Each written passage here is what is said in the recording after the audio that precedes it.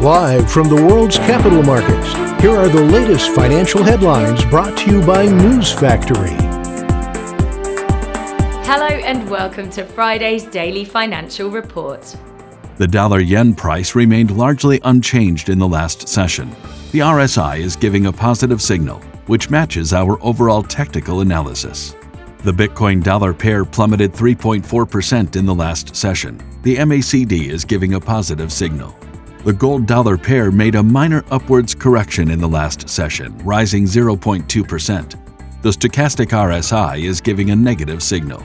The oil-dollar pair plummeted 1.2% in the last session. According to the stochastic RSI, we are in an overbought market. And now let's hear what our chief analyst picked up for us today.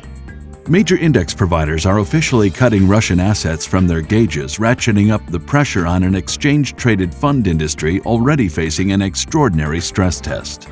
Aiming to become Europe's Bitcoin capital, Lugano, Switzerland has formed a partnership with stablecoin issuer Tether to establish Bitcoin, Tether and Lugano's own LVGA points token as essentially legal tender in the city.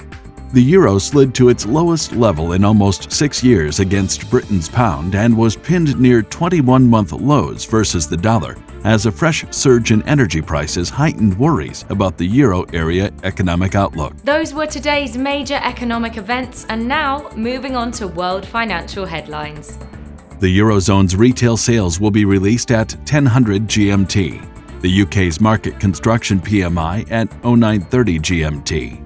The UK's CFTC GBP NC net positions at 20:30 GMT. The US average hourly earnings will be released at 13:30 GMT. Japan's CFTC JPY NC net positions at 20:30 GMT.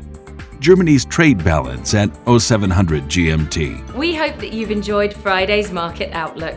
On behalf of all of us here, we wish you a productive trading day.